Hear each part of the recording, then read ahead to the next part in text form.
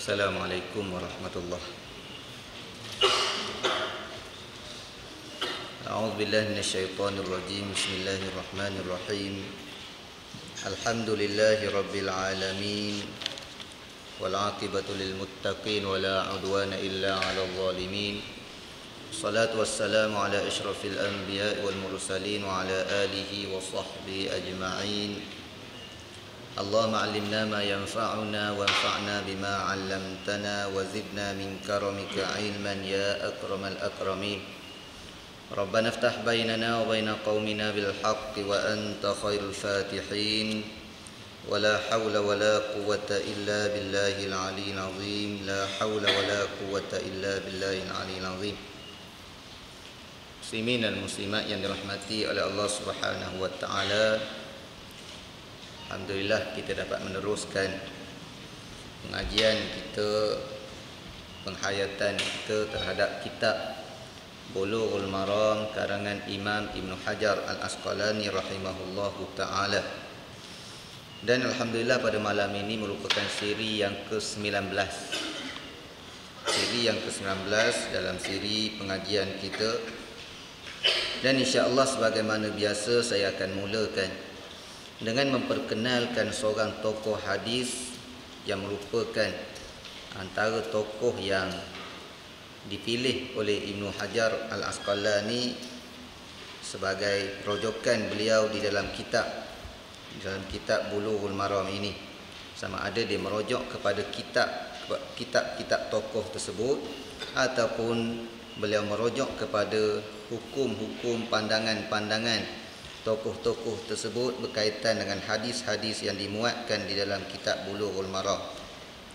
Banyak dah tokoh-tokoh hadis yang kita bincang, dan insya-Allah pada malam ini suka saya memperkenalkan seorang tokoh yang bernama Imam Abu Hatim Ar-Razi. Imam Abu Hatim Ar-Razi, beliau adalah Muhammad bin Idris bin Al-Munzir. Jadi saya paling kurang saya ambil 3 je lah. 3 nama dia, nama ayah dan nama datuk. Muhammad bin Idris bin Al-Munzir Al-Hanzali Al-Ghatafani. Gelaran dia Abu Hatim. Dia dilahirkan pada tahun 195 Hijrah.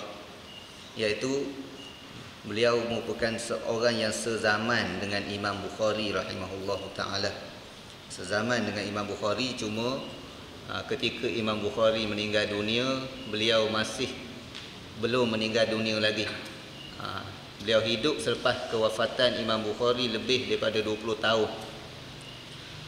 Nisbah dia, gelaran yang dinisbahkan kepada dia iaitu Imam Ar-Razi. Imam Abu Hatim Ar-Razi.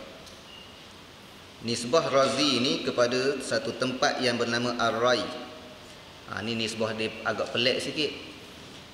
Kalimah Rai, nisbah dia Razi, dia tambah huruf Zai. Sebab apa gitu, waktu panjanglah cerita di dalam ilmu nisbah. Dalam bab bahasa, dalam kaedah saraf dia ada kaedah nisbah. Kalimah Rai dinisbahkan kepada dengan Ar-Razi. Kalau Basrah Al-Basri, kalau Kufah Al-Kufi. Beliau sebagaimana tokoh yang lain dalam menuntut ilmu hadis ini banyak melakukan rehlah-rehlah, merantau. Mula-mula merantau pada tahun 209 Hijrah. Mula menulis hadis pada usia 209 Hijrah ketika berusia 14 tahun. 14 tahun mula tulis hadis. Mula menulis hadis. Ketika beliau kecil juga beliau mula merantau ke negeri-negeri dan negara-negara yang mana ramai ulama-ulama di dalam negara tersebut. Antara negeri yang beliau pergi ke Kufah. Kufah ni di Iraq sekarang ni. Basrah juga di Iraq. Baghdad, Dimashq ataupun Damsyik, Homs di Syria yang hancur sekarang ni. Bandar yang hancur Homs, dan Mesir. Dan beliau pernah jalan kaki. Dalam rehlah beliau ni, beliau banyak jalan kaki. Diceritakan bahawa dia berjalan kaki lebih daripada 1000 farsah. 1000 farsah ni banyak mana, jauh mana tuan-tuan? 1000 farsah ni kalau had qasar berapa farsah? Kita biasa sebut 2 marhalah, tak? 2 marhalah bersamaan dengan 16 farsah. 16 farsah. Maknanya dia berjalan kaki pun lebih daripada 1000 farsah. Bayangkanlah. Suatu jarak yang amat jauh. Pernah dia berjalan kaki daripada Bahrain ke Mesir. Bahrain ke Mesir, jalan kaki. Kemudian pergi ke Ramlah, kemudian pergi ke Damsyik. Dari Damsyik pergi ke Antakya. Daripada Antakya pergi Tarsus, kemudian pergi ke Homs, pergi ke Raqqah. Ni nama bandar-bandar di Syria, Homs, Raqqah. Maknanya suatu perjalanan yang terlalu jauh dengan jalan kaki. Daripada Raqqah baru dia pergi ke Baghdad. Pergi ke Baghdad barulah menunggang kenderaan. Tu sungguhnya ulama dulu dalam menuntut ilmu, lebih-lebih lagi dalam mendapatkan hadis, sanggup kalau 1000 farsah tu bukan 1000 batu, ribuan puluhan ribu batu sanggup berjalan daripada satu tempat ke satu tempat. Ketika beliau menuntut ilmu, beliau bukannya seorang yang senang, seorang yang susah. Pernah sampai dia terpaksa jual pakaian dia, sehingga habis pakaian kecuali yang tinggal di badan saja. Hak lain jual. Kerana apa? Kerana nak menampung perbelanjaan dia untuk meneruskan pengajian dia. Tu kesungguhan beliau dalam menuntut ilmu. Kita kalau kurang duit sikit, berhenti selalu mengaji tak?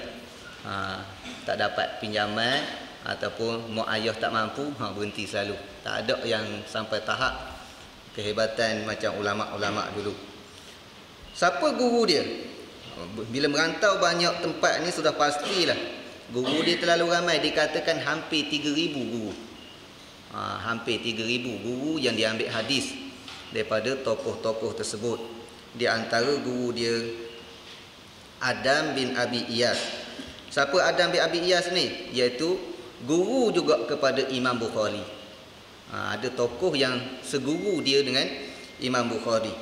Di antara guru dia juga Imam Rabi' Al-Muradi. Rabi' Al-Muradi ni siapa?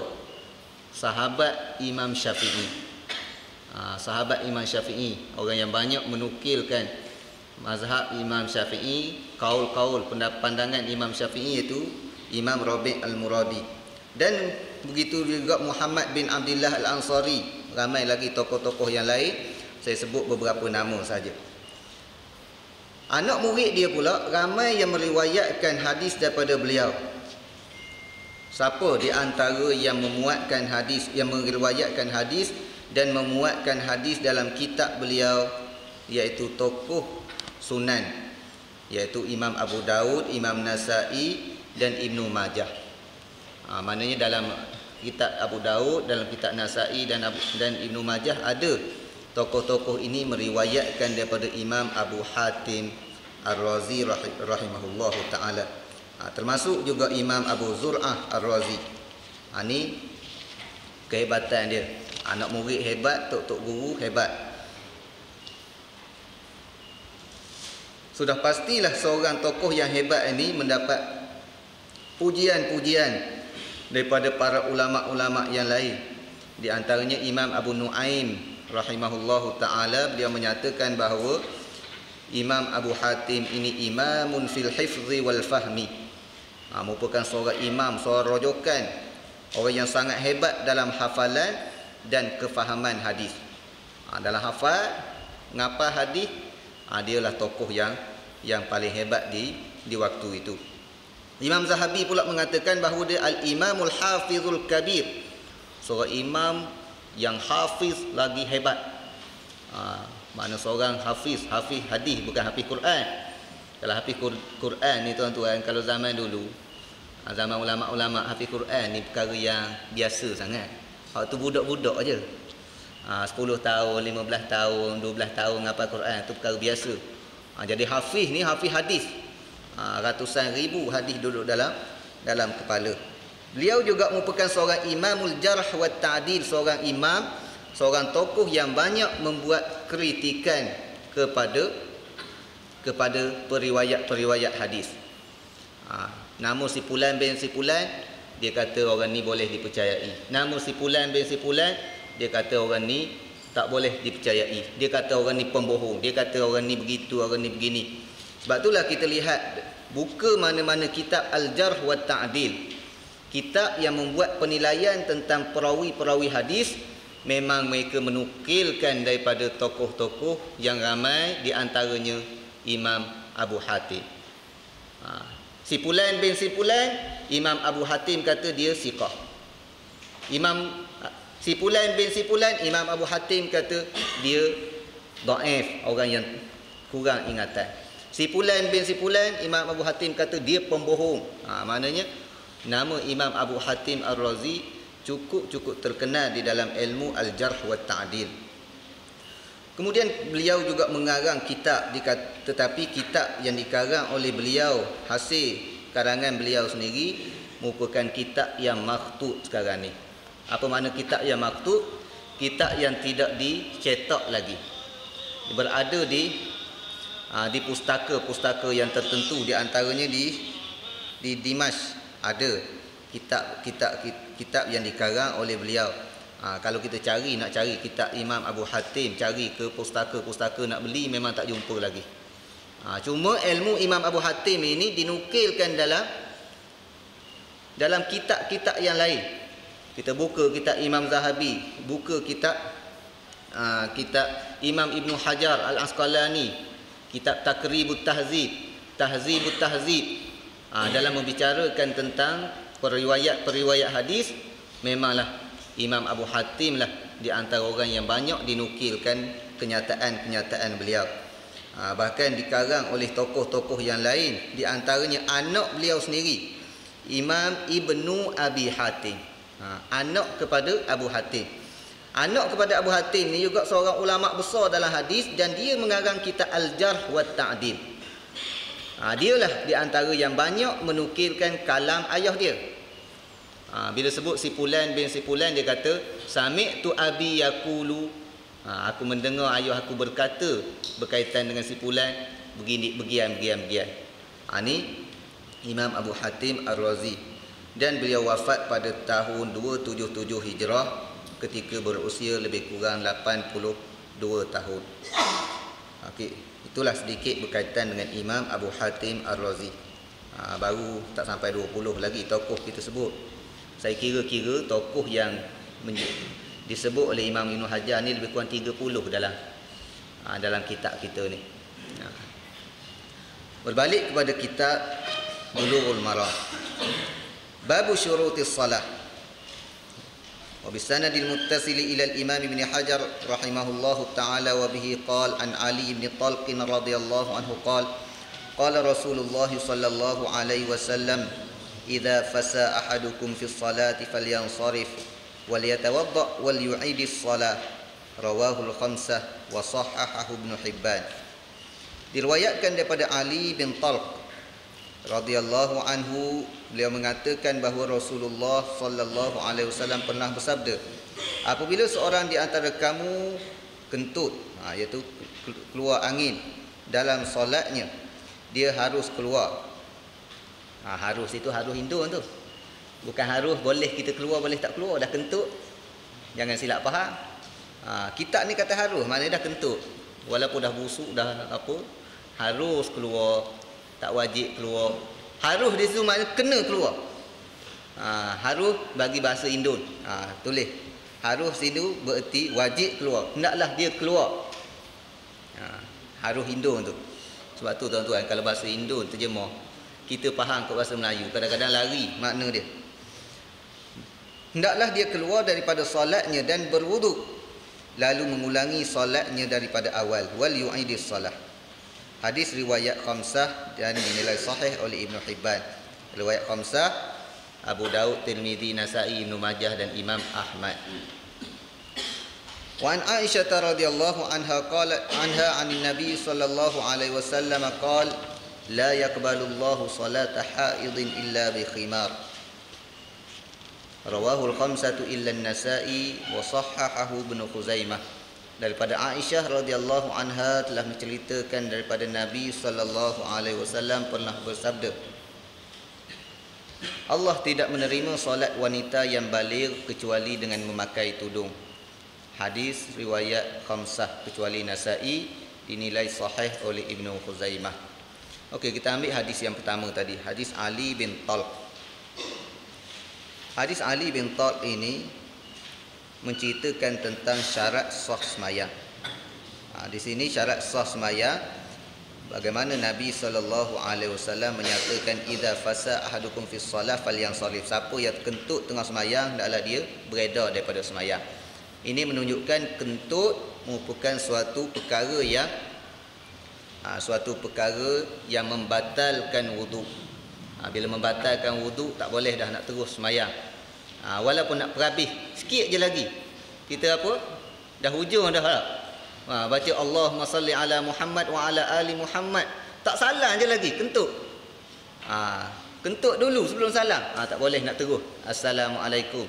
Kena berhenti sembahyang dulu, ambil wuduk balik. Tu maksud hadis ini.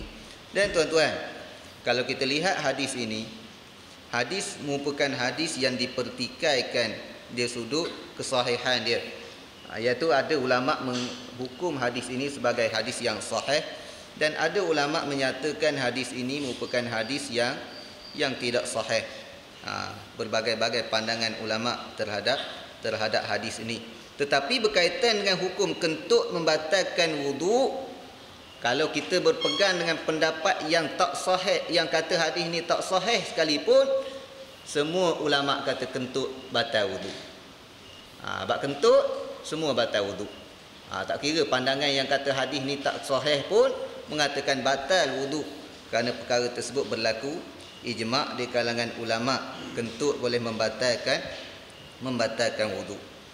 Cuma ada suatu perbahasan berdasarkan hadis riwayat Ibnu Majah pula. Riwayat hadis Aisyah riwayat Ibnu Majah, hadis nombor ada tak dalam ni?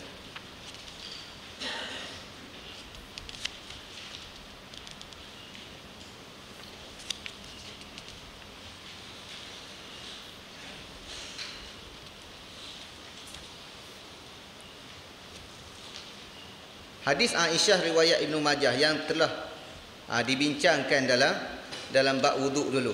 Hadis nombor berapa kita tengok?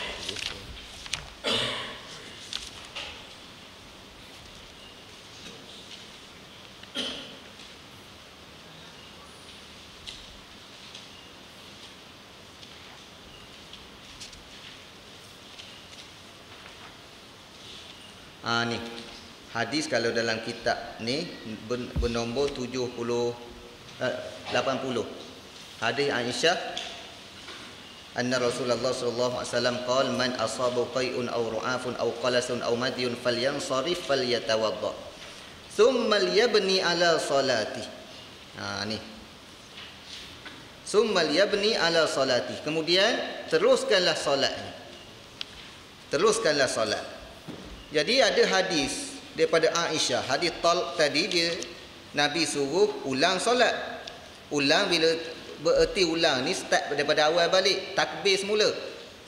Tetapi hadis Aisyah ini menunjukkan seolah-olah boleh sambung terus sembahyang.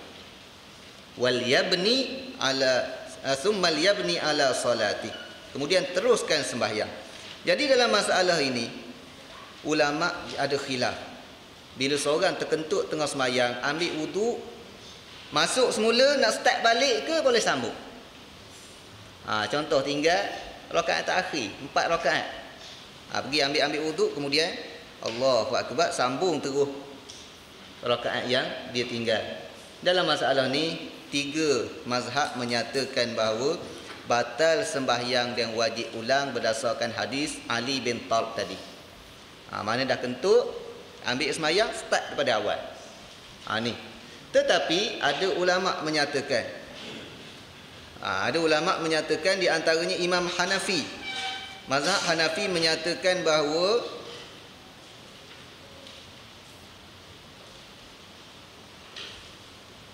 batal sembahyang apabila terbatalnya wuduk dengan dia buat ataupun orang lain buat.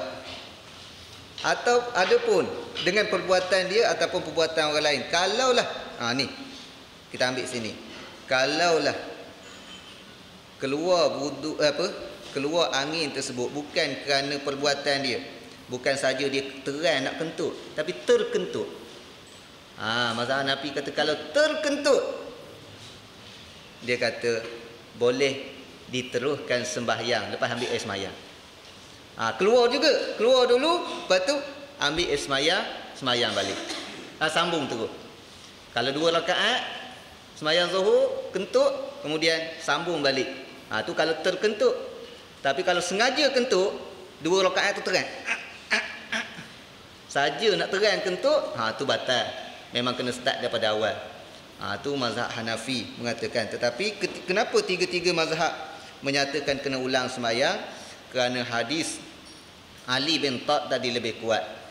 Berbeza dengan hadis Aisyah yang menceritakan kena teruskan sembahyang. Hadis ini adalah hadis yang dhaif. Kemudian hadis yang seterusnya berkaitan dengan aurat. Berkaitan dengan aurat, hadis Aisyah tadi kita dah baca. Wa an Jabir radhiyallahu anhu anna an-nabiy sallallahu alaihi wasallam qala lah in kana ath-thawb wasi'an faltahif bih, yani fi shalah, wa li Muslim fa khalif baina tarafai wa in kana dayiqan fattazir bih, muttafaqun alaih. Daripada Jabir radhiyallahu anhu bahawa Nabi sallallahu alaihi wasallam bersabda kepadanya, jika kain yang kamu pakaikan iaitu dalam solat cukup panjang, maka sampilkanlah, iaitu lebihkanlah ke bahumu. Menurut riwayat Muslim disebutkan maka silangkanlah kedua-dua hujungnya, dan jika sempit maka jadikanlah sebagai sarung. Hadis muttafaqun alaih. Kita lihat kepada hadis Aisyah dulu. Hadis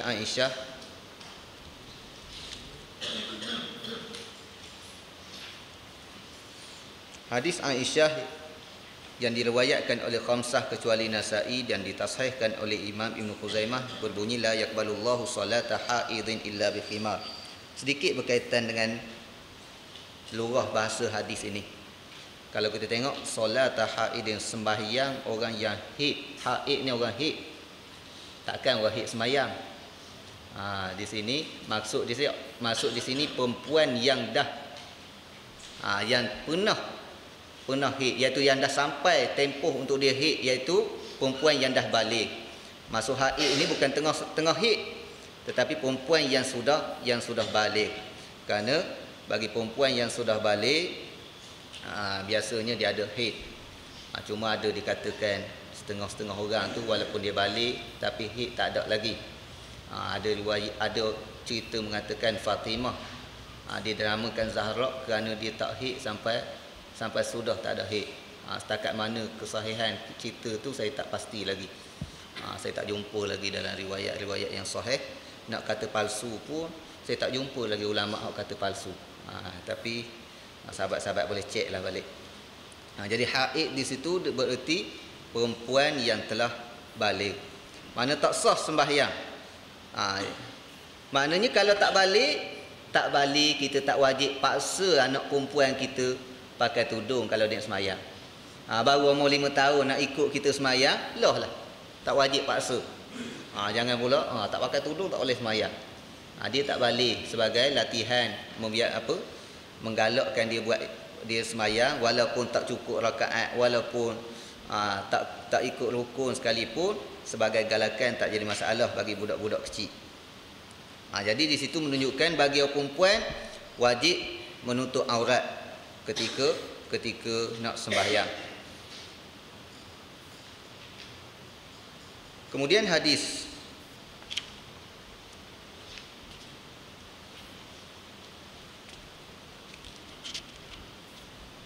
menutup aurat merupakan syarat bagi sah sembahyang.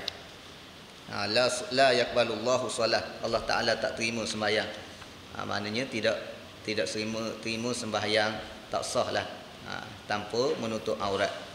Nak tutup aurat mesti dengan bikhimar, dengan tudung. Khimar ni ma yughatta bihi ra'sul mar'ah wa raqabataha.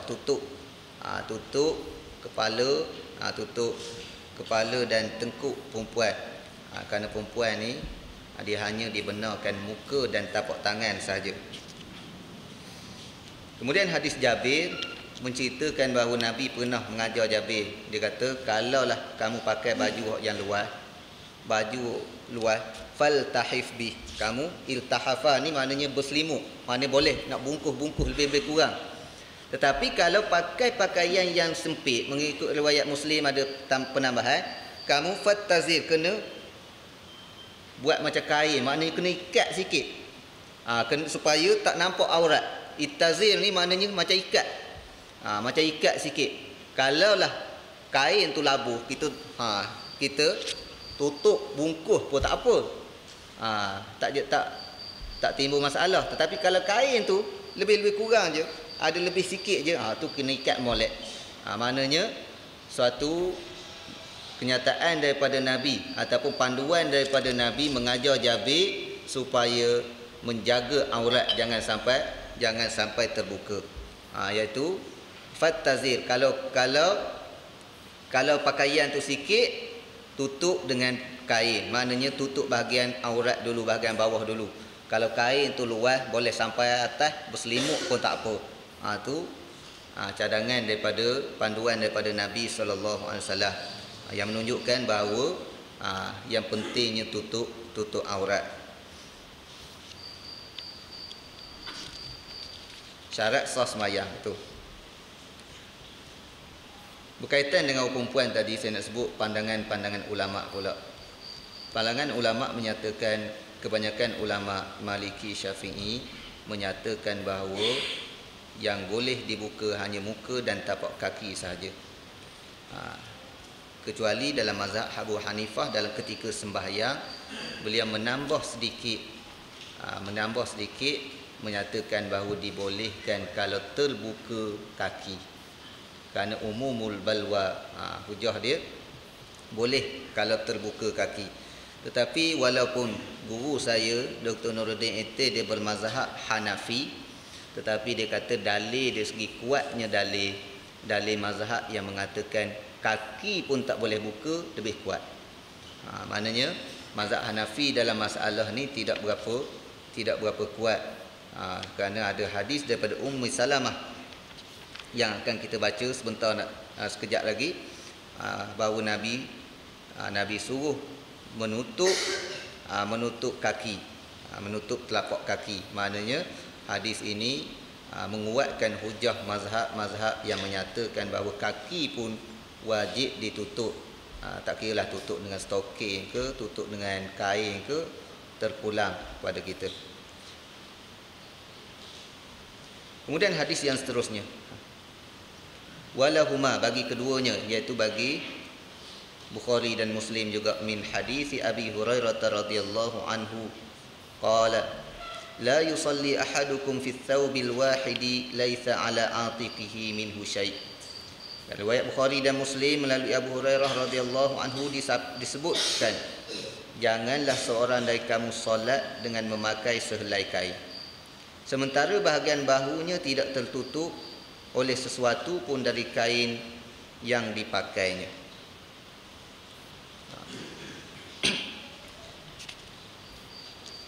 Jadi di sini kalau kita pakai kain, apa maksud hadis ni? Dari segi sahih memang sahih.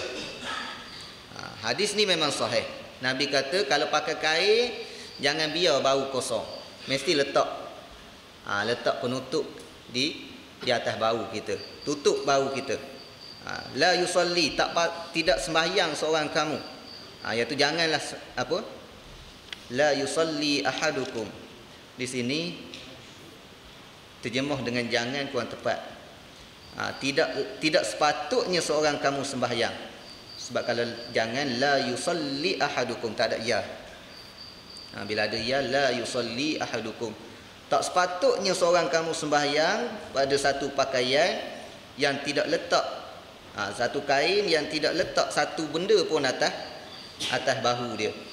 Maknanya tidak tutup bahagian atas bahu. Sebab itulah dalam masalah ni ada khilaf di kalangan ulama, wajib ataupun tidak tutup bahu.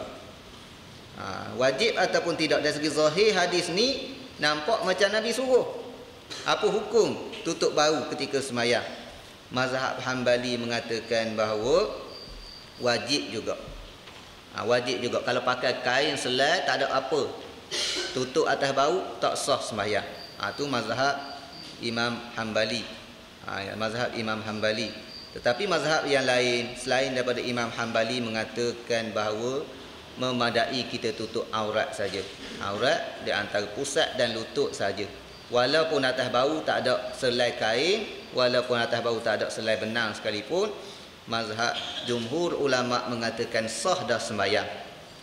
Dah lengkap dah syarat sah sembahyang. Tetapi mereka juga mengatakan sunat ditutup. Letak atas bahu kain sunat. Sunat diletakkan ridak di atas bahu bagi menutup bahu ketika sembahyang. Itu sunat saja. Ditafsirkan oleh ulama lain, iaitu selain daripada Hambali mengatakan sunat. Kemudian hadis wa an Ummi Salamah radhiyallahu anha annaha sa'alat an-nabiy sallallahu alaihi wasallam atusalli al-mar'atu fi dil'in wa khimar bighairi izar qala idza kana ad-dil'u sabiqan yughatti zuhur qadamayha akhrajahu Abu Dawud wa sahhaha al-a'immatu waqfah. Daripada Ummu Salamah radhiyallahu anha, beliau menceritakan bahawa dia pernah bertanya kepada Nabi sallallahu alaihi wasallam, apakah seorang wanita boleh solat hanya dengan memakai baju kurung saja, pakai baju saja dan tudung tanpa mengenakan sarung? Pakai pakaian bahagian atas saja, tudung, baju, tak payah pakai kain. Apakah sah sembahyang macam tu? Apa jawab Nabi? Jika baju kurungnya cukup panjang, maka harus bukan maka harus menutupi tu. Sifat yughatti itu sifat. Jika bajunya cukup panjang sehingga menutupi, iaitu menutupi bahagian kedua telapak kakinya, idza kana dir'u sabiqan yughatti zuhur qadamayha, iaitu boleh jika baju kurungnya cukup panjang, iaitu yang menutupi bahagian telapak kakinya, bahagian luar zuhur qadamayha, iaitu bahagian tapak kaki. Maknanya Nabi kata walaupun tak pakai kain bagi orang perempuan boleh sembahyang. Syarat baju atas ni sampai tutup kaki. Sampai tutup kaki. Jadi di situ harus menutupi bahagian luar kedua tapak kaki, itu kurang tepat sikit. Maknanya jika menutupi, jika pakaiannya, bajunya itu boleh menutupi dua tapak kaki, ibarat kata macam jubah lah. Kalau pakai jubah walaupun tak pakai kain dalam, tapi jubah tu labuh terus sampai tutup kaki, tu sah sembahyang. Cuma hadis ini dikeluarkan oleh Abu Dawud. Imam-imam hadis mengatakan sahahal a'immatu waqfah. Hadis ini mauquf. Apa makna mauquf? Iaitu hadis ma udhifa lis-sahabi.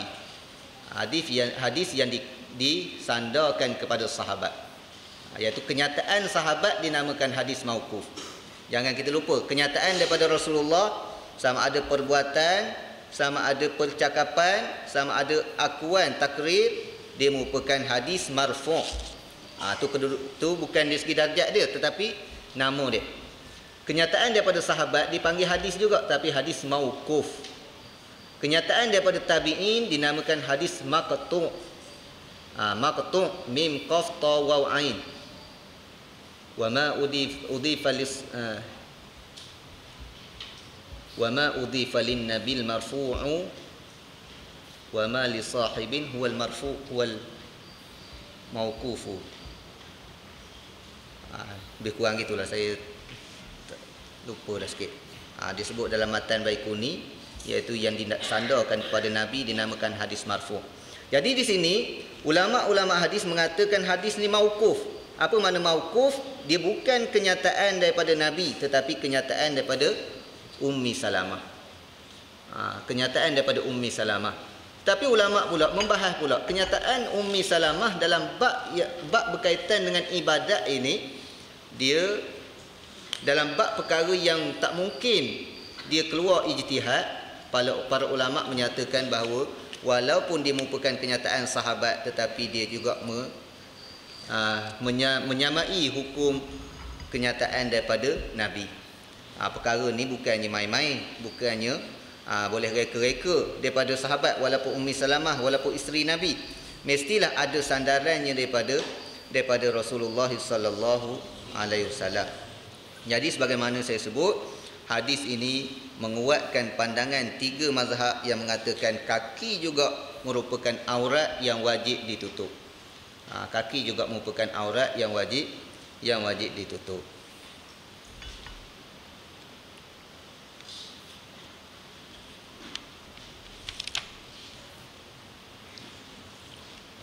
Tapi tuan-tuan, pandangan mazhab Hanafi dalam isu ni kadang-kadang memberi suatu keringanan kepada kita. Ringan macam mana? Iaitu bagi perempuan yang kerjaya dia, keadaan dia agak susah nak menutup kaki. Nak menutup kaki pakai stokin 24 jam, susah kerjaya dia.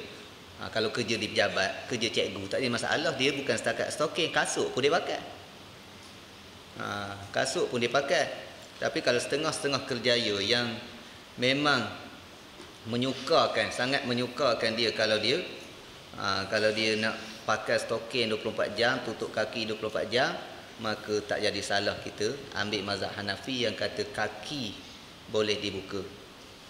Boleh dibuka. Contohnya dia kerja kantin, yang kerja dia main air semua, kerja kantin, kerja yang agak susah lah. Kalau dia nak tutup kaki, maka tak salah kita ambil pandangan mazhab Hanafi yang kata dibolehkan bagi perempuan buka kaki. Jadi itu satu kelonggaran bagi kita orang yang mengaji. Tapi jangan ambil dalam semua, ambil kira mudah. Kira mudah belaka. Bab semayang dalam keadaan biasa pun kita ambil juga pandangan ni, sedangkan kita dah jumpa tadi hadis yang menyatakan, yang menyokong pandangan mazhab yang 3 yang lebih kuat, menyatakan bahawa wajib ditutup kedua tapak kaki. Kita ambil dalam ruang-ruang yang tertentu sahaja kalau nak amalkan masalah tu. Kemudian hadis yang seterusnya, an Amir bin Rabi'ah, bab kiblat pula. An Amir bin Rabi'ah radhiyallahu anhu qala kunna ma'an nabi sallallahu alaihi wasallam fi lailatin mazlamah. Saya tengok, saya rasa tak berapa nak kena tu mazlamah tu. Lebih tepat muzlimah. Sebab kitab saya yang ni ditulis mazlamah. Kitab hak Arab saya tak ada isi baris. Hak Arab tak ada isi baris, tapi duk rasa-rasa berdasarkan komputer saya ni muslimah. Ada kitab tulis muslimah? Muslimah. Jadi kalau yang tulis mazlamah tu perbetulkan la'alla as-sawab muslimah. Tu saya nak sebut adab-adab tok guru dulu ajar. Bila kita jumpa kesilapan dalam kitab, kita jangan conteng terus. Jangan kita potong terus. Kira seolah-olah macam kita ni hebat sangat. Kita tulis sikit nota la'alla sawab begian. Maknanya mudah-mudahan boleh jadi yang betulnya begini. Adab ulama-ulama dulu aja. Walaupun dah tahu dah benda tu memang confirm salah. Kalau kena kita confirm salah, ini tak betul ni. Silap kitab, satu kitab pun kita kata tak betul tak? Tapi ulama dulu la'alla sawab, mudah-mudahan yang betulnya begini. Maknanya berlapik lagi. Kenapa ulama dulu berlapik? Kerana itu yang betul mengikut ilmu yang dia ada. Silap-silap pengarang ada ilmu yang jauh lebih tinggi lagi pada dia. Rupa-rupanya ada satu wajah dalam bahasa Arab betul mazlamah. Kita awal-awal lagi dah potong. Tu silap kita. Tapi ulama dulu cukup teliti la'alla sawab muslimah. Tu fi lailatin muslimah fa ashkalat alaina alqiblatu fa sallaina falamma tala'at asy-syamsu idza nahnu sallaina ila ghairi alqiblah fa nazalat fa aynama tuwallu fathamma wajhullah, akhrajahu Tirmizi wa dha'afah. Daripada Amir bin Rabi'ah radhiyallahu anhu, beliau menceritakan ketika kami bersama dengan Nabi sallallahu alaihi wasallam pada suatu malam yang gelap gelita. Malam yang gelap muzlimah. Kalau mazlamah makna lain. Benda-benda, barang-barang yang dizalimi. Malam yang gelap gelita kami sukar mengetahui mana arah kiblat. Namun kami tetap solat. Ketika matahari terbit pada keesokan harinya, ternyata solat kami malam tadi bukan menghadap ke arah kiblat. Lalu turunlah firman-Nya, fa aynama tuwallu fathamma wajhullah, maka ke arah mana pun kamu menghadap, di situlah wajhullah. Hadis diketengahkan oleh Imam Tirmizi, dikeluarkan oleh Imam Tirmizi, namun Imam Tirmizi menghukumnya dhaif.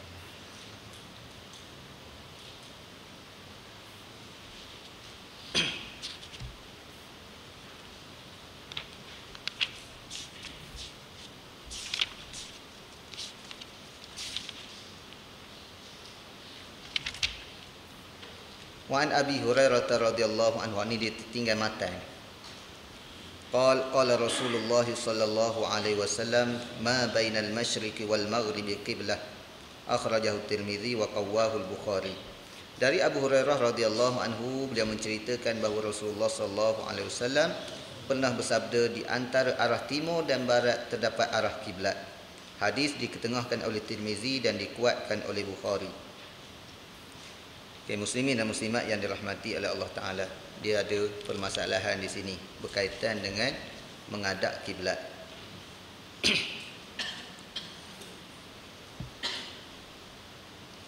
Hadis Amir bin Rabi'ah cerita bahawa sahabat pernah semayang bersama Nabi tengah malam yang gelap, tak tahu arah kiblat. Tak tahu arah kiblat, pakai semayang je, ijtihad lebih-lebih kurang. Sahabat berijtihad memilih kiblat arah mana, dia semayang. Bila tengok pagi esok, rupa-rupanya salah kiblat. Maka turun ayat fa aina ma tuwallu fathamma wajhullah, di mana saja kamu menghadap, maka di sana wajah Allah Subhanahu wa taala, di situlah wajhullah. Jadi di sini ayat ni seolah-olah menyokong perbuatan tersebut, iaitu kesilapan tersebut. Walaupun tersilap, seolah-olah tidak perlu ulang. Kalau tersalah kiblat tak perlu ulang. Tapi hadis ni hadis dhaif.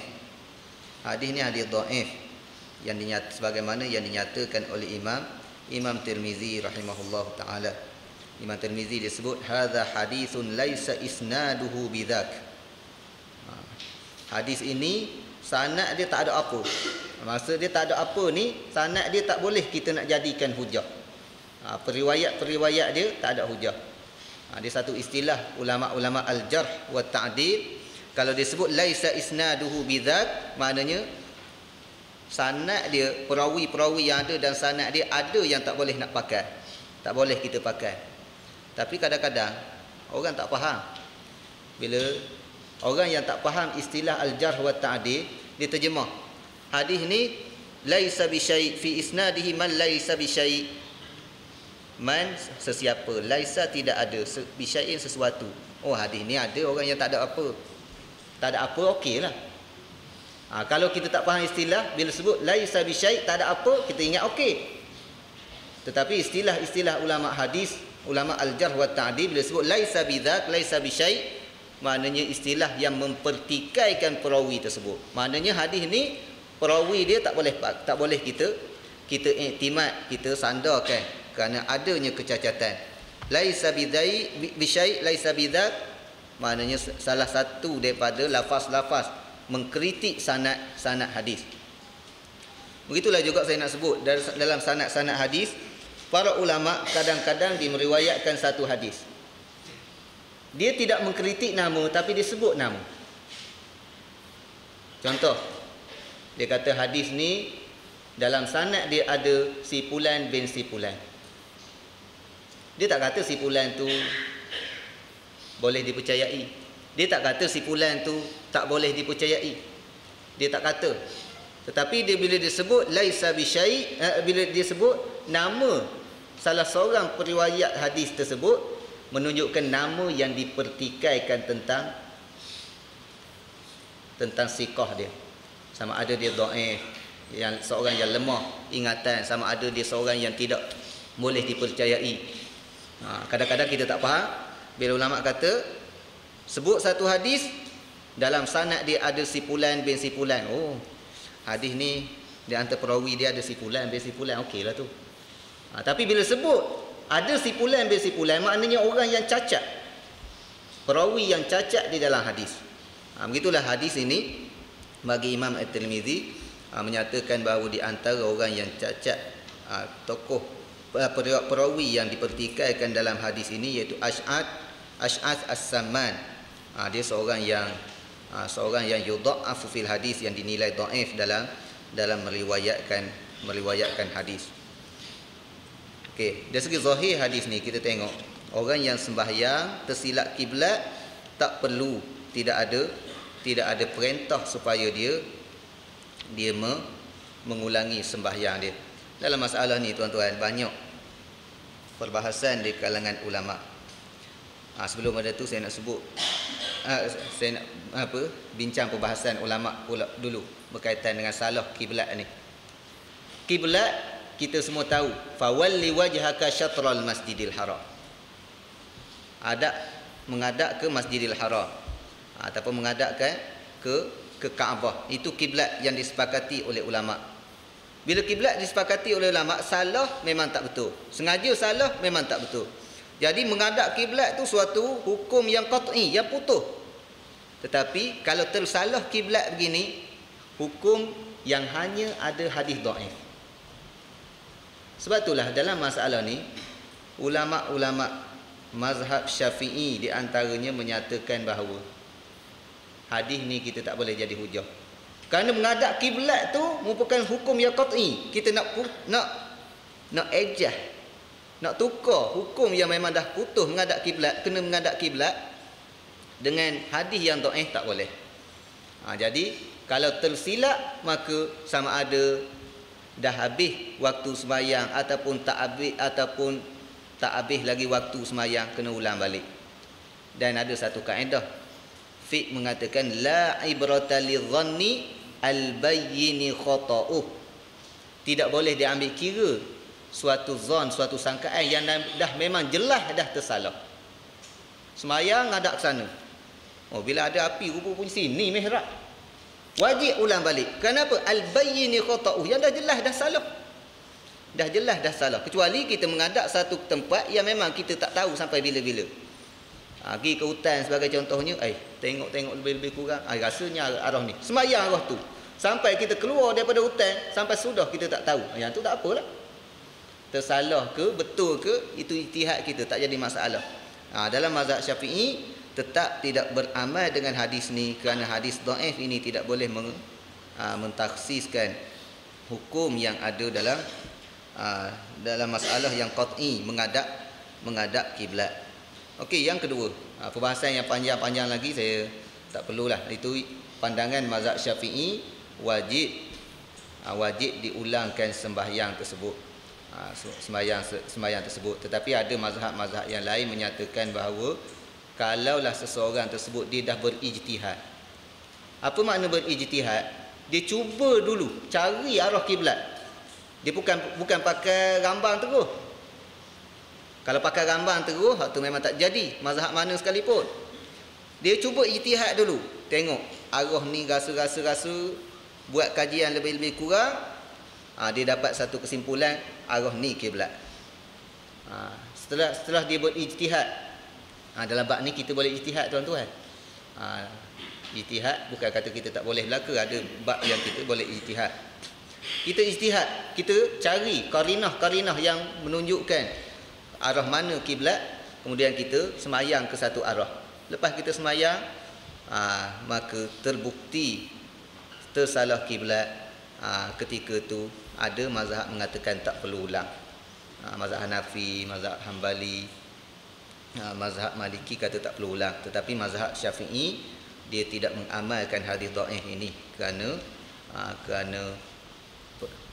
perintah supaya menghadap kiblat itu adalah perintah daripada ayat Quran yang qat'i, yang tidak boleh diubah hukumnya dengan hadis yang setakat hadis dhaif sahaja. Ni perbahasan di kalangan ulama. Kemudian yang kedua saya nak sentuh sikit tentang wajhullah. Fathamma wajhullah, sama maka di sana.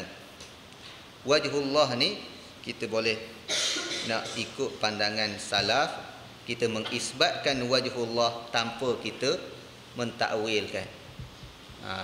Bagi Allah ada wajhun. Tetapi kalau kita terjemah tu, itu pun tidak mazhab salah dah. Ada orang kata wajah, muka. Muka tu bukan salah. Salah dia beriman dengan apa yang Allah Ta'ala sebut. Allah Ta'ala ada wajhun. Allah Ta'ala ada yad. Allah Ta'ala istawa alal arsh. Allah Ta'ala fis sama.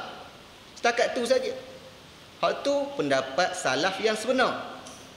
Tapi kalau kita dah terjemah, Allah fis sama, Allah di langit, Allah ada muka, Allah ada tangan. Tu kita tak boleh nak katakan itu pandangan salaf. Pandangan salaf beriman dengan lafaz sebagaimana yang disebut dalam Quran, sebagaimana yang disebut dalam hadis. Dan kalau kita terjemah yad dengan makna tangan, terjemah yad dengan makna muka, dan kita tafsir pula muka yang tidak sebagaimana makhluk, kita tafsir pula tangan yang tidak bersama dengan makhluk, itu sebenarnya kita dah pergi kepada mazhab khalaf. Kita takwil dah tu. Kita takwil muka, tapi muka yang bukan makhluk. Allah Ta'ala tak kata ada muka. Allah Ta'ala Nabi tak sebut ada tangan. Allah Ta'ala tak sebut ada tangan. Sebab itulah kalau kita nak ikut pendapat yang salaf, jangan terjemah Allah Ta'ala ada yad. Jangan kata Allah Ta'ala di langit. Kalau nak ikut pendapat salaf, kata Allah Ta'ala Ar-Rahmanu 'alal 'arsy istawa. Apa makna Ar-Rahman 'alal 'arsy istawa? Serah pada Allah Ta'ala. Kita beriman dengan ayat sebagaimana yang datang sampai kepada kita. Kita beriman dengan fathamma wajhullah sebagaimana yang diturunkan oleh Allah Subhanahu wa taala kepada kita. Sebab tu saya tengok orang yang nak berpegang dengan pandangan salaf, kalau orang Arab dia tak timbul masalah yang besar. Tapi kalau orang Melayu dia terjemah, yang tu jadi masalah sikit. Bila terjemah tu tak jadi salah dah tu. Bila terjemah jadi khalaf selalu. Walaupun dia mendakwa dia salah. Kalau dia salah, dia tak terjemah. Dia sebut iyad, dia sebut istawa alal arsh dan seumpamanya. Ini ayat-ayat yang mutasyabihat. Sama ada takwil ataupun tidak takwil, kedua-duanya manhaj ahli sunnah wal jamaah. Kita kalau kita tengok keliru, takut orang keliru, kita terjemahlah dengan wajhullah itu dengan zat Allah Ta'ala. Di mana saja kita menghadap fasamma wajhullah, maka di situ zat Allah Subhanahu wa taala, iaitu Allah Taala mengetahui amalan-amalan kita. Tu sedikit ta'liq daripada ayat tadi. Komentar daripada ayat terhadap ayat. Bukan komen ayat tetapi makna. Kemudian hadis yang seterusnya, hadis Abu Hurairah, ma bainal masyriqi wal maghribi qiblah. Antara apa yang di antara timur dan barat itu kiblat. Hadis ni tuan-tuan, hadis diriwayatkan Bukhari oleh Tirmizi dan dikuatkan oleh Imam Bukhari. Mungkin kita tertanya, kenapa hadis ni hadis ni tak ada dalam Bukhari ke? Jawapannya tak ada. Dah daripada mana kenyataan Imam Bukhari yang dikatakan Imam Bukhari menguatkan hadis ni? Wa qawwahul Bukhari. Kenyataan Imam Bukhari boleh kita lihat daripada kitab-kitab dia yang lain, ataupun di sini kebanyakannya kenyataan Imam Bukhari terhadap hadis-hadis dinakalkan oleh anak murid dia sendiri, iaitu Imam Tirmizi. Imam Tirmizi banyak dia menakalkan kalam Imam Bukhari dalam kitab-kitab dia. Dalam hadis ni Imam Bukhari kata begini, padahal hadis tu tak ada dalam Sahih Bukhari. Dalam hadis ni Imam Bukhari mengatakan dhaif, Imam Bukhari mengatakan sahih. Ayat itu dinakalkan sendiri oleh Imam At-Tirmizi rahimahullahu taala. Antara timur dan barat kiblat, apa maknanya? Makna kedudukan kedudukan orang Madinah ketika itu. Bila duduk di Madinah, Mekah ni nak menghadap ke Mekah antara timur dengan barat. Antara timur dengan barat, tengah-tengah antara timur dengan barat itu arah Mekah bagi orang Madinah. Tapi bagi orang tempat lain, ngadap ke kiblat itu arah lain lah. Apa istidlal ulama ataupun istinbat ulama daripada hadis ini? Bila sebut di antara timur dengan barat, daripada Madinah, timur dengan barat, antara tu tengah menghadap ke Kaabah. Tidak ke timur, tidak ke barat. Tidak ke timur, tidak ke barat, menghadap ke Mekah daripada Madinah. Maknanya di antara tu menunjukkan arah. Daripada sini setengah ulama menyatakan yang wajib bukan kita menghadap ain Kaabah. Tetapi apa makna ain Kaabah? Menghadap Kaabah sungguh, tepat dengan Kaabah, tak wajib. Yang wajib kita menghadap arah. Sebab di antara tadi, maknanya ada keluasan antara timur dengan barat, nak menghadap ke kiblat. Antara dua benda, nak menghadap sana. Antara dua tiang ni, menghadap ke sana. Maknanya ada keluasan, tak semestinya betul tepat. Daripada sini mazhab Hanafi menyatakan bahawa Hanafi dan jumhur ulama menyatakan hanya diwajibkan kita menghadap arah Kaabah sahaja. Tak semestinya tepat dengan Kaabah tu.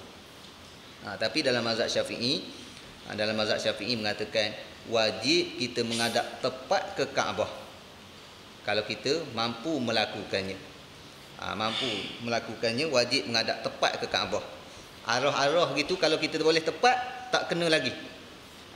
Tak tepat, tak betul lagi. Tak, kiblat kita mesti tepat bagi orang yang mampu. Tetapi sudah pastilah pendapat Imam Syafi'i dalam isu ni, bagi orang duduk jauh memang susah kita nak lakukan. Macam Ustaz Azhar kata, kalau nak tepat betul, tarik tali lah daripada sana, tarik straight sampai ke sini. Barulah mungkin boleh tepat sungguh. Ataupun belum tentu lagi, kena tali bengkok. Tapi kita ambil pernyataan daripada Ibn Abbas. Dia kata, satu panduan daripada Ibn Abbas, dia kata Kaabah merupakan kiblat bagi orang yang ada dalam Masjidil Haram. Masjidil Haram merupakan kiblat kepada penduduk Mekah. Mekah merupakan kiblat kepada seluruh dunia yang lain. Jadi bagi kita tak perlulah kita nak cari betul-betul Kaabah, tetapi arah Mekah pun dah memadai. Ini kenyataan daripada Ibnu Abbas radhiyallahu anhuma.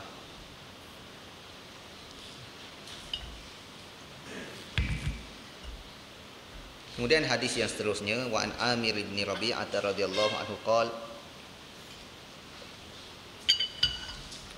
ra'aitu Rasulullah sallallahu alaihi wasallam yusalli ala rahilati haitsu tawajjahat bih, muttafaqun alaihi, zad al-Bukhari yumi'u bi ra'sihi wa lam yakun yasna'uhu fil maktubah. Daripada Amir bin Rabi'ah radhiyallahu anhu, beliau mengatakan, aku pernah melihat Rasulullah sallallahu alaihi wasallam solat di atas unta kenderaannya dengan menghadap ke arah mana pun yang ditempuh oleh unta kenderaannya. Hadis Bukhari dan Muslim. Imam Bukhari dan riwayatnya menambah, baginda sallallahu alaihi wasallam hanya berisyarat dengan kepalanya, namun solat yang dilakukannya itu bukanlah solat fardu. Wali Abi Daud min hadithi Anas radhiyallahu anhu qala kana idza safara fa arada an yatatawwa istaqbala binaqatihi al-qiblah fakabbara thumma shalla haitsu kana wajhu rikabih, wa isnadu hasan. Menurut riwayat Abu Daud melalui hadis Anas radhiyallahu an, disebutkan bahawa dahulu Nabi, saya sebut kalimah dahulu ni, kalimah kana ni lebih tepat kebiasaan Nabi. Uslub bahasa Arab, lebih-lebih lagi dalam hadis Nabi, kana menunjukkan kebiasaan. Cuma ada beberapa hadis saja, tak banyak hadis kana tu perkara yang tidak menjadi kebiasaan Nabi. Di antaranya dalam kisah Nabi Daud, Nabi Sulaiman yang tahu yang apa? Yang pergi round ke isteri dia 99 orang tu. Nabi Daud, Allah apa? Diriwayatkan Nabi menggunakan lafaz kana. Bukan, ahli-ahli hadis menyatakan hak tu bukannya sokmo-sokmo, tapi sekali je. Tapi kebiasaan bila menggunakan kana menunjukkan perkara yang biasa. Kebiasaannya Nabi SAW apabila hendak solat sunat dalam perjalanannya, terlebih dahulu menghadapkan unta kenderaannya ke arah kiblat lalu bertakbir. Sesudah itu baginda meneruskan solatnya ke arah mana pun yang dihadapi oleh kenderaannya. Sanad hadis ini hasan menurut Imam Abu Daud. Okey, daripada sini satu hukum yang kita boleh ambil, iaitu sembahyang sunat atas kenderaan. Sembahyang sunat atas kenderaan ketika musafir. Kita tengok Nabi sembahyang sunat sebagaimana riwayat Bukhari Muslim dan dikuatkan oleh Bukhari bahawa sembahyang tu bukan sembahyang fardu, iaitu sembahyang sunat sahaja. Nabi sembahyang di atas kenderaan dia, iaitu ke atas, dan kenderaan di sini ditambah dalam riwayat Abu Daud iaitu naik unta. Naik unta ikut arah unta. Bukan ikut arah unta, arah yang dia nak pergi. Nak pergi ke mana? Mana tak perlu. Kalau menghadap ke kiblat, tiba-tiba jalan dia membelakangi kiblat, dia pun pusing ke belakang, tak perlu. Dia perlu. Dia hanya dia boleh mengikut arah mana yang dia nak tuju. Tapi mengikut riwayat Abu Daud, sebelum daripada dia semayang tadi, sebagai permulaan kepada dia semayang, dia kena ngadap kiblat dulu. Kita tengok. Kana idza safar fa arada an yatatawwa istaqbala binaqatil qiblah. Arahkan, pusingkan kenderaan dia arah kiblat. Pusingkan kenderaan arah kiblat, dia angkat takbir. Lepas angkat takbir tu jalan, ikut jalan mana yang dia nak lalu. Nak pergi ke arah yang bukan kiblat sekalipun tidak jadi masalah. Ini bagi sembahyang sunat. Dan masalah dibolehkan kita sembahyang sunat bagi orang yang menunggang kenderaan tanpa menghadap kiblat ini disepakati oleh mazhab yang 4. Termasuk zaman sekarang ni, kenderaan apa, naik kereta boleh sembahyang dalam kereta, sembahyang sunat. Kita nak pergi kerja sembahyang duha. Mandi tadi, ambil wuduk, siap-siap nak pergi. Tak ada rasa nak pergi nak sembahyang duha di rumah, sembahyang duha atas kereta. Satu kemudahan. Tapi kita tak buat sebab apa? Sebab tak tahu. Dan sembahyang di atas kenderaan ini, Anas sebut, Anas ke siapa tadi? Yumi'u bi ra'si. Amir bin Rabi'ah menyebut yumi'u bi ra'si. Mana mengisyaratkan saja dengan kepala. Maknanya duduk atas unta tu, bukan waktu rokok berdiri atas rokok, waktu sujud atas badan unta. Dah guling atas unta buat gitu. Ataupun dalam atas kereta. Dalam kereta kita nak rokok, tunduklah sikit, isyarat. Nak sujud, tunduk sikit lagi. Bukan kata sujud tu rapat ke steering. Mampu kita. Maknanya padan. Allahu Akbar. Allahu Akbar, tak perlu lagi. Itu kita peganglah steering.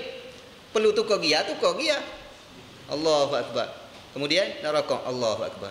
Sami Allah liman hamidah. Allahu Akbar. Rokok lebih sikit. Tunduk lebih sikit. Jangan tunduk terus. Mampu. Dan kita ketika tu tidak jadi salah pergerakan kita lebih daripada 3 kali pergerakan, jika pergerakan tu berkait rapat dengan kenderaan kita, dengan keperluan kenderaan kita. Contoh kita bila nak masuk selekah. Kalau unta nak masuk selekah, kuda nak masuk selekah, dia kena tarik dia punya tali dia. Tarik tali, tepuk. Unta nak laju tu. Itu semua tidak membatalkan solat sunat atas kenderaan. Kalau macam kita nak kereta, tiba kat selekah, memang banyak pergerakan. Kaki nak tekan giar. Kaki nak tekan kelas. Kaki kanan pula brek dulu, slowkan kenderaan. Tangan kiri tukar giar, tangan kanan pulas steering. Banyak kerja. Batal tak? Tak batal. Walaupun pergerakan kita banyak dalam sembahyang. Yang batal pergerakan yang tidak ada kaitan dengan perjalanan. Apa dia? Kita tengah-tengah tu kita buat kerja-kerja yang tak tu. Kita menyanyi ke apa ke gitu. Pergerakan yang tak tentu arah, yang tidak ada kaitan dengan pemanduan kita, maka hak tu batal lebih pada 3 kali gerak. Saja-saja nak bergendang atas steering, tu boleh membatalkan sembahyang. Tapi kalau kita pulas steering, tak batal sembahyang.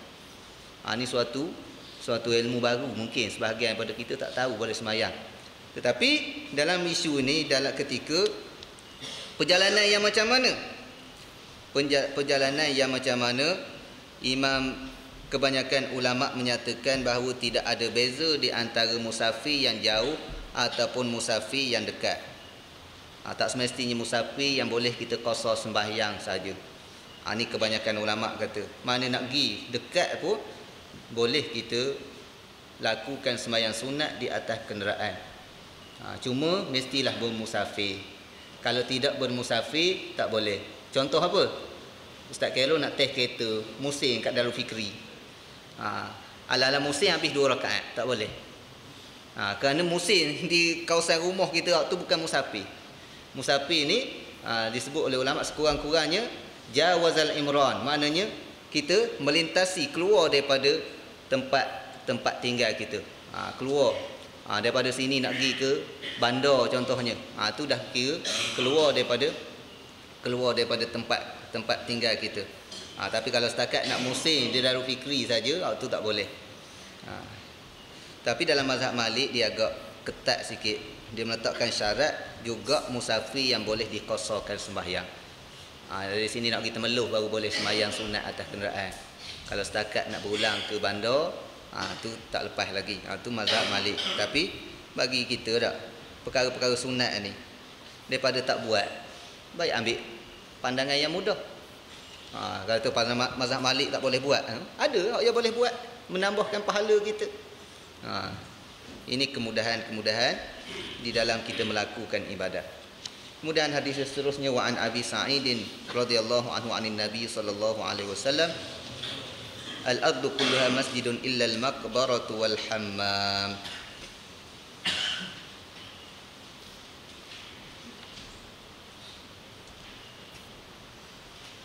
Rawahu Tirmizi wa lahu illah. Wa an ibnu, daripada Abu Sa'id Al-Khudri radhiyallahu anhu, beliau menceritakan bahawa Nabi sallallahu alaihi wasallam pernah bersabda, bumi seluruhnya boleh dijadikan masjid, iaitu tempat sembahyang, kecuali kubur dan bilik mandi. Hadis riwayat Tirmizi, tetapi dalam sanad dia masih mengandungi kecacatan. Wa an Ibnu Umar radhiyallahu anhuma qala naha an-nabiy sallallahu alaihi wasallam an yusalla fi sab'i mawatin al-mazbalati wal majzarati wal maqbarati wa qari'ati at-tariq wal hammami wa ma'atin al-ibil wa fawqa dhahri baitillah. Rawahu Tirmizi wa dha'afah. Daripada Ibnu Umar radhiyallahu anhuma, beliau menceritakan bahawa Rasulullah sallallahu alaihi wasallam melarang solat di 7 tempat, iaitu tempat pembuangan sampah, penyembelihan haiwan, kubur, tengah jalan, bilik mandi, kandang ternakan unta, dan di atas bangunan Kaabah. Hadis riwayat Tirmizi yang dinilainya dhaif. Jadi di sini kedua hadis ini sama ada hadis Abu Sa'id dengan hadis Ibnu Umar menceritakan tempat-tempat yang dibolehkan dan dilarang kita sembahyang. Pertama sekali kita tengok kebenaran daripada Nabi sebagaimana hadis Abu Sa'id, semua tempat. Al-ardu kulluha masjid, semua tempat. Ini suatu khasisah ataupun satu keistimewaan kepada kita umat Nabi Muhammad sallallahu alaihi wasallam. Wa ju'ilat liyal ardu masjidan wa tahura. Boleh semayang di mana-mana. Sebab tu kalau banjir boleh semayang atas jalan raya dan seumpamanya. Tapi tuan-tuan, nak semayang atas jalan raya, satu je saya peringat, jangan kerana nak tunjuk ke orang. Kadang-kadang kita semayang tempat lain boleh, tapi oleh kerana nak ambil gambar, nak upload dalam internet, tak apa semayang.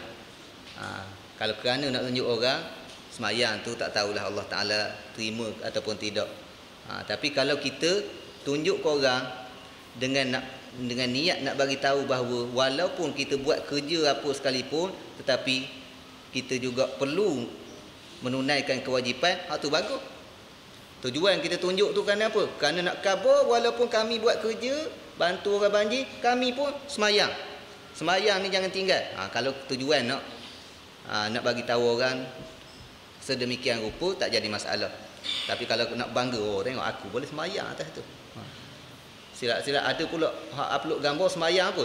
Semayang air paras pinggang. Ada orang tanya, "Ustaz, macam mana boleh tak semayang air paras pinggang tu?" Air dah paras pinggang, nak sujud, nak rokok macam mana? Rokok tak apa lagi. Sujud tahan nafas jawab. Sujud tahan nafas. Dalam isu tu kita tunggulah bab-bab lain baru kita bincang. Jadi di sini ada beberapa tempat walaupun kedua hadis-hadis ni dhaif. Oleh kerana kedua-dua hadis ni dhaif, para ulama tidak mengatakan tempat ini dilarang secara qat'i, maknanya tak jadi haram kecuali dengan bersebab. Dengan bersebab. Semayang di kubur. Semayang di tempat yang pertama kita lihat satu persatu. Yang pertama kubur. Kerana apa? Kerana di kubur tu mazinnatun najasat. Kemungkinan adanya najis-najis. Kerana kalau zaman dulu kubur ni tuan-tuan, dia tak jadi macam kita. Kita kubur kita rasa macam hak kita sampai kiamat. Siap mozaik, siap itu, siap ini tak. Tetapi kubur ni bila wakaf, orang lain boleh guna balik. Mazinnatun najasat, kerana mungkin bila di kawasan kubur tu digali semula untuk tanah orang lain, ada baki-baki najis daripada kubur tu.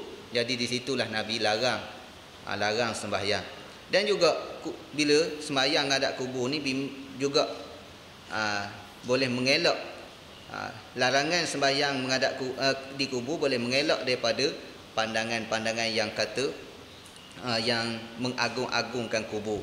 Jadi boleh mengelak tohmahan-tohmahan dan seumpamanya. Jadi kalau ulama menyatakan kalau katakan tak ada najis, tak ada apa, jadi tak jadi masalah sembahyang walaupun di kawasan perkuburan. Yang kedua, al-hammam. Bukan hamam. Kalau hamam tak ada sabdu, burung pati. Hammam iaitu tempat buang air. Tempat buang air ni kebiasaannya ada najis. Tapi kalaulah tak ada najis, tak jadi masalah. Kita baru cuci bilik air, nak semayang dalam bilik air, kebetulan kita banyak lagi kerja dan seumpamanya, bilik air besar, contohnya bilik air sekolah, basuh kolah, tak habis lagi, lambat lagi, nak salin pakaian, nak semayang di rumah payah, boleh kita semayang. Tetapi adalah aula kita tidak buat begitu, kerana kawasan tersebut mazinnatun najasat, makna juga kemungkinan adanya najis. Tapi kalau mazhab Hanafi dia kata sembahyang di hammam ini batal terus, tak sah kerana larangan Nabi tadi. Yang ketiga dan yang keempat, tempat penyembelihan dan tempat buang sampah. Memanglah biasa tempat kotor ni, tempat yang tidak selayaknya kita pilih untuk jadikan tempat semayang. Yang kelima, tempat kandang unta. Kerana kandang unta ni biasanya terdedah dengan najis juga. Satu lagi berkaitan dengan unta ni, kalau kita semayang kandang dia, silap-silap kena penyepak dia. Unta, lembu dan seumpamanya, selain daripada najis boleh membahayakan kita. Sebab tu dalam satu hadis ada Nabi sebut, sallu fi marabidil ghanam wala tusallu fi a'tanil ibil. Semayang, kalau kamu nak semayang boleh semayang di kandang kambing. Kalau kandang kambing yang tak ada najis lah, tempat yang tidak ada najis, kerana kambing ni dia tak kacau kita, kita tak bimbang dan seumpamanya. Yang keenam, di tengah jalan. Di tengah jalan kerana boleh mengganggu orang. Dan kita juga kalau semayang tengah jalan memang tak khusyuk ni. Semayang tengah jalan. Ni semua tempat-tempat yang dilarang oleh Nabi sallallahu alaihi wasallam. Yang terakhir sekali, di atas Kaabah. Kerana semayang atas Kaabah ni seolah-olah tidak ada adab. Kaabah duduk bawah, kita duduk atas pada Kaabah. Sebab itulah Imam Syafi'i dan Imam Ahmad mengatakan bahawa sembahyang di atas Kaabah tidak sah kerana tidak menghadap ke kiblat. Betul-betul atas Kaabah, ngadap mana? Tu. Adapun pandangan Hanafi kata sah tetapi tidak beradab. Tapi benda ni payahlah sikit nak berlakunya kita ni. Kita nak rapat dengan Kaabah pun payah, apatah lagi nak naik sampai ke atas. Tapi bagi hukum yang seumpama ni, bagi kalau kita tengok bagi orang-orang yang terlibat dalam kerja-kerja menukar kiswah Kaabah, kelambu Kaabah. Mungkinlah berapa jam nak siap tu. Siap-siap waktu orang semayang pun dia duduk di atas tu. Sah tak sah? Iaitu ada pandangan mengatakan sah juga sembahyang tersebut. Tetapi tidak kena adab kalau saja-saja nak sembahyang di atas Kaabah. Kemudian kita stop dulu situ. Bab sembahyang menghadap kubur ni panjang. Duduk atas kubur, sembahyang atas kubur ni panjang sikit perbahasannya. InsyaAllah kita boleh sambung pada masa-masa yang akan datang. Lupa semua nak tu nama. Amin. Okey, tanda nama.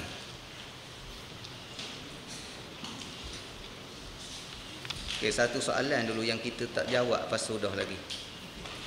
Siapa tak tahu boleh jawab? Soalan, apa nama orang yang perbuatan Tok Bilal, innallaha wa malaikatahu yusholluna 'alan nabi. Ada boleh jawab? Kalau tak silap 2 minggu 3 minggu lepas kita tanya. Khatib duduk atas mimbar tu, duduk pompa-pompa tu, nama dia khutbah. Tapi hak yang ni Tok Bilal bangun pegang tongkat, innallaha wa malaikatahu yusholluna 'alan nabi. Panggil apa tu? Tak ada boleh jawab. Tak ada boleh jawab, tak buat kerja rumah ni.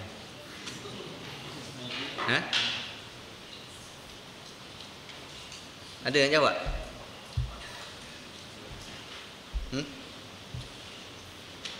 Kena tangguh lagi.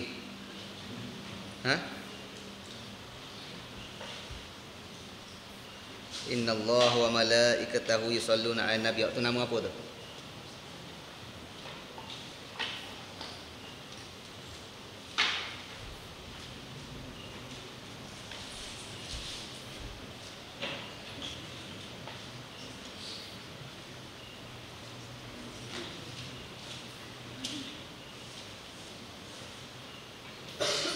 Nama dia Tarqiyah. Tarqiyata. Tarqiyah. Tarqiyah bila nak panggil, nak jemput Tok Imam. Apa makna Tarqiyah ni? Maknanya upacara menjemput Tok Imam berkhutbah. Kalau terjemah panjang ni lah. Tarqiyah ni asal daripada kalimah raqiya yarqa. Raqiya yarqa makna naik, makna jemput naik. Innallaha wa malaikatahu yusholluna 'alan nabi, iaitu nama di Tarqiyah, jemput Tok Imam. Bab jemput Tok Imam ni hukum dia dalam mazhab Syafi'i juga sunat. Sunat nak jemput Tok Imam. Tapi kalau tak jemput pun tak jadi salah. Tok Imam mari-mari naik atas mimbar selalu. Takut orang lain naik awal. Dia rasa tercabar jawatan dia. Mari-mari naik selalu. Tapi memang tuan-tuan, kalau di negeri-negeri Arab dia tidak mengamalkan Tarqiyah. Di Mesir, Syria, Saudi memang dia tidak mengamalkan Tarqiyah. Walaupun di Syria tu banyak bermazhab Syafi'i, tapi dia tak amal Tarqiyah. Khatib mari terus naik atas khutbah, atas mimbar, terus bagi salam. Tu suatu benda yang sunat saja. Tapi kalau kita tak buat tempat kita, jadi kecoh. Tapi kalau tempat-tempat yang dah biasa, macam Tok Gua jadi, dia tak buat je. Dia terus naik. Jangan pula kita pelik benda tu, benda yang khilaf di kalangan ulama. Ada setengah ulama kata tak payah, ada setengah ulama kata sunat juga. Okey, wallahu a'lam.